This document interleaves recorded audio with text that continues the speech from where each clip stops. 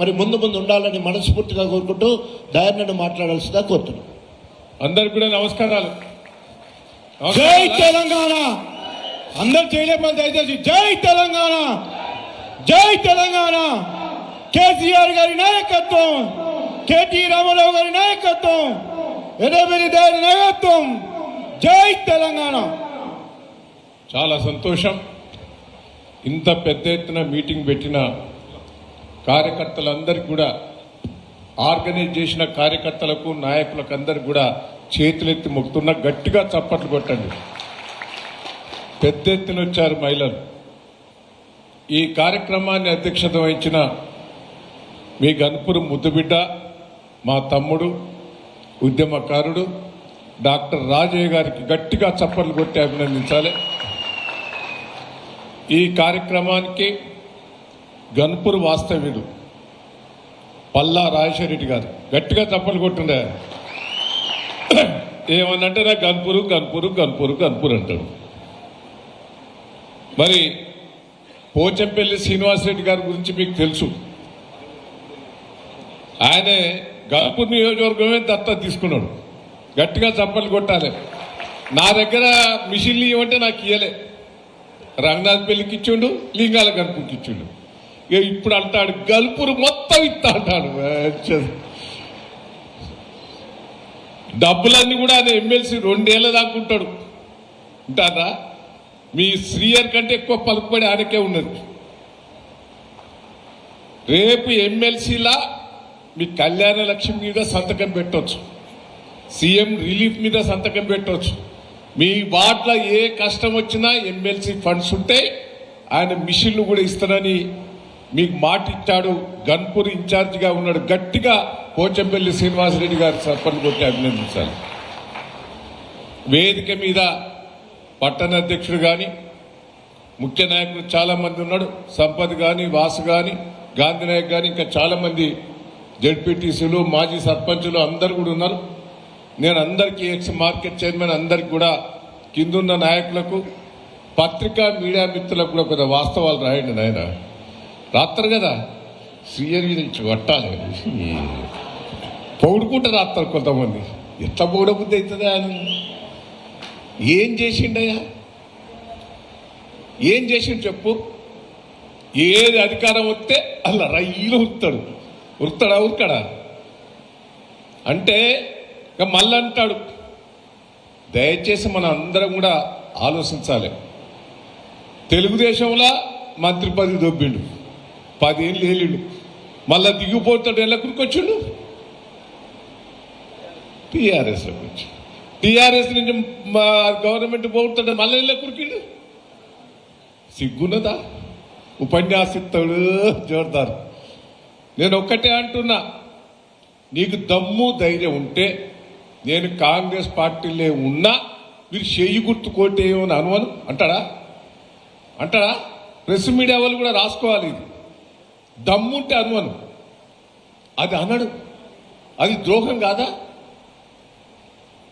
నువ్వు ఆ పార్టీలో ఉండి కూడా పార్టీ పేరు చెప్పుకునే అర్హత కూడా లేదు. సిగ్గు చర్య లేకుండా మాట్లాడుతున్నావు. నేను ఒకటే మిమ్మల్ని అందరినీ కూడా కోరేది, అసుంటి పాపాత్మునికి గన్పూర్ బుద్ధి చెప్పాలని కూడా ఈ సందర్భంగా మీకు తెలియజేస్తాను. చెప్తారా లేదా? గట్టిగా చప్పలు కొడతారు మా అక్క చెల్లెలు. నేను మిమ్మల్ని అందరినీ రిక్వెస్ట్ చేస్తున్నా, ఎందుకు కాంగ్రెస్ పార్టీ కోటేయాలి? ఒక్కసారి విశ్లేషణ చేసుకోండి. ఇంతమంది చెప్పారు 420 హామీలు మా పొట్టోడు రేవంత్ రెడ్డి ఇచ్చాడు. హామీలు దంచి పారేసిండు. 420 ఎలక్షన్ల తెల్లారే 10 రోజులల్లా 6 గ్యారెంటీలు ఇస్తా అన్నాడు. 10 రోజులల్లా పెళ్లిళ్ళు చేసుకోకూడదు. ఇప్పుడు పెళ్లిళ్ళు చేసుకోకుండా 10 రోజులు ఆగుండి ఎలక్షన్లు అయిపోయాక చేసుకోండి. కళ్యాణ లక్ష్మితో పడ్డదా? వచ్చిందా అమ్మా? ఇంత మోసం చేసిన రేవంత్ రెడ్డికి కాంగ్రెస్ పార్టీ కోటేద్దామా? 2 ఏళ్ళు అయిపోయినాయి, ఇంకా 2 ఏళ్ళే ఉండేది. తులం బంగారం రాలే. మా పెద్ద మనుషులకు పాపం కేసీఆర్ గారు ఎంత హృదయం ఉన్న మనిషి. 30 రూపాయలు ఉన్న దాన్ని ఒక్కటేసారి 2000 ఎత్తే అన్నాడు. నేనే పెన్షన్లు ఇచ్చే మంత్రిని ఉంటిని. ఏం దయాకర్ ఎంత చేద్దాం పెన్షన్ అంటే నేను అన్నా, ఓ 500 చేస్తాడు వచ్చని నా మనసులో అనుకున్నా. నేను ఎంత చేద్దామని నన్ను అడిగిండు. ఒకటేసారి 500 చేస్తాడా చేయడా అని నేను అనుకున్నా. ఎంత చేద్దాం దయాకర్ అంటే, సార్ మీరే చెప్పండి సార్ అన్న. సార్ అన్నాడు 2000 అన్న వరకు. నేను ఏం సార్ 2000 అంటారు, ఒకటేసారి 200 2000 ఎట్ట చేస్తాం సార్ అని నేను అన్నా. డబ్బులు ఎక్కడి సార్? లేదా ముసలోళ్ళ 2000 ఇస్తేనే మనవడు మనవరాలు వస్తుంది, కోడలు చా తాగుతావా కాఫీ తాగుతావా అని, అత్తా బాగున్నావా అని పలకరిస్తుంది. 2000 ఇవ్వాలని పట్టుదల. 2000 ముసలోళ్ళు ఇస్తే పొట్టోడు ఏం చేసి 4000 వరకు గుద్దు గుద్దు గుద్దు అన్నారు. గుద్దిరా ఇప్పుడు తెలిసొచ్చింది. వాస్తవా కాదా నేను చెప్పేది? 2 ఏళ్ళు అయిపోయినాయి. ఎంత మోసం చేశాడు, ఒక్కొక్క మోసం. ఆ మహిళలకు 2500 అంటే గుద్దు గుద్దు గుద్దు. కూలీలో పోయేటోళ్ళకి 1000 రూపాయలు అన్నాడు, మొగోళ్ళకు గుద్దు గుద్దు గుద్దు. స్కూటీలు అన్నాడు, వెళ్ళాడు. ఒక్కటి చేసిండా, బస్సు ఫ్రీ చేసిండు, మొగోళ్ళకు డబల్ చేసిండు. భార్య భర్తలు వేరుంటారా? భార్య భర్తలు అంతా ఒకటే కదా. ఆడోళ్ళకు ఫ్రీ చేసిండు, మొగోళ్ళకు డబల్ చేసిండు. అంతమంది అక్కడ ఎక్కువ వస్తారు ఇప్పుడు ఆదాయం. మొగోళ్ళు ఎక్కువ తిరుగుతారా, ఆడోళ్ళు ఎక్కువ తిరుగుతారా? దయచేసి ఇది మోసమే, అంత దగాకారు. ఇప్పుడు ఎప్పుడైనా గట్టిగా మాట్లాడితే ఇప్పుడు కేటీఆర్ గారి మీద కేసు పెడతారు. వాడు కేసు అది నిలవదనుకో, హరీష్ రావు మీద కేసు పెడతాడట. అందరి మీద మాకు ఇబ్బంది పెడతారు. మేము ఎదుర్కొంటాం. నేను ఒక్కటే చెప్తున్నా, గన్పూర్ కాన్స్టిట్యున్సీల కార్యకర్తలందరికీ రిక్వెస్ట్ చేస్తున్నా, మీరు ధైర్యంగా ఉండండి. పల్లా రాజశేఖర రెడ్డి గారు మీకున్నాడు, పోచంపల్లి ఉన్నాడు. ఏ కష్టం వచ్చినా, ఏ రాత్రి వచ్చినా నేను బాల్తా అని కూడా ఈ సందర్భంగా మీకు తెలియజేస్తున్నా. ఎవరు చేసిండండి గన్పూర్కు? పాపం రాజయ్య గారు వచ్చి పొద్దుగా లేచి నా దగ్గర కూర్చునేది, కేసీఆర్ దగ్గర కూర్చునేది, కేటీఆర్ దగ్గర కూర్చునేది. మా గన్పూర్కి ఇది కావాలి, అది కావాలి, అది కావాలి, అది కావాలి, ఇది కావాలి. డిగ్రీ కాలేజ్ ఇచ్చినాం, మున్సిపాలిటీ చేసినాం, 100 పడకల హాస్పిటల్ చేసినాం. గన్పూర్ ఏందయ్యా ఇట్లా జఫరగడ్డ పోయేది. నేను పోయినప్పుడు ఏం చేసేది, ఆ రైల్వే ట్రాక్ దగ్గర అర్ధగంట సేపు కూర్చునేది. అంతేనా? ఎంతసేపు కూర్చునేది? కారు అర్ధగంటగా ఆపేది. ఇప్పుడు రయ్యిన ఉట్టాను పిచ్చి మితికెళ్ళి. ఎవరు చేయబట్టది? కేసీఆర్ గారు. గట్టిగా చప్పట్లు కొట్టారా? రాజయ్య గారు, కేసీఆర్ గారు. మళ్ళీ నేను ఇప్పుడు పాలకుర్తి పోవాలంటే ఆ రైల్వే గేట్ దగ్గర ఆగేది. ఇప్పుడు ఎక్కడి నుంచి పోతాను? కింద నుంచి రయ్యిన ఉట్టాను. ఎవరు చేయబట్టది? రాజయ్య గారు, కేసీఆర్ గారు చేయబట్టి. గట్టిగా చప్పట్లు కొట్టాడు. నువ్వు ఏం చేసినవా? ఇవాళ డబల్ రోడ్, జఫర్గడ్డకు డబల్ రోడ్, ఉప్పుగల్లుకు డబల్ రోడ్, పాలకుర్తికి డబల్ రోడ్, సీసీ రోడ్లు గన్పూర్ల గల్లీ గల్లీకి చేసింది. ఓరే ఎందుకు వేయాలి కడియం శ్రీహరికి, కాంగ్రెస్ పార్టీకి? ఒక్కసారి మీరు అర్థం చేసుకోవాలి. కడియం శ్రీహరి మోసగాడు, కాంగ్రెస్ పార్టీ మోస పార్టీ. పొట్టోడు రేవంత్ రెడ్డి ఇంకా ఊళ్ళలో తుపాకి వెంకట్రావుడు ఉంటావు చూసినావు, సేమ్ అదే టైప్ రేవంత్ రెడ్డి.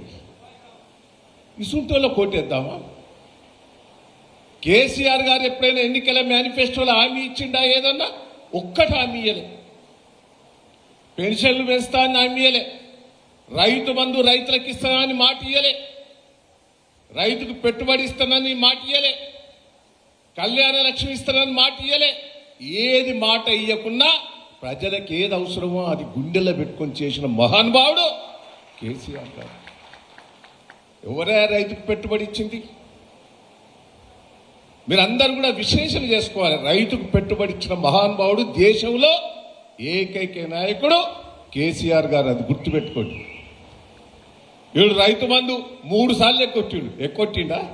మన సంక్రాంతికి ఇస్తాను చూసిన టప్ప టప్ప పడే సంక్రాంతి అయిపోయింది. ఆని మోసమే.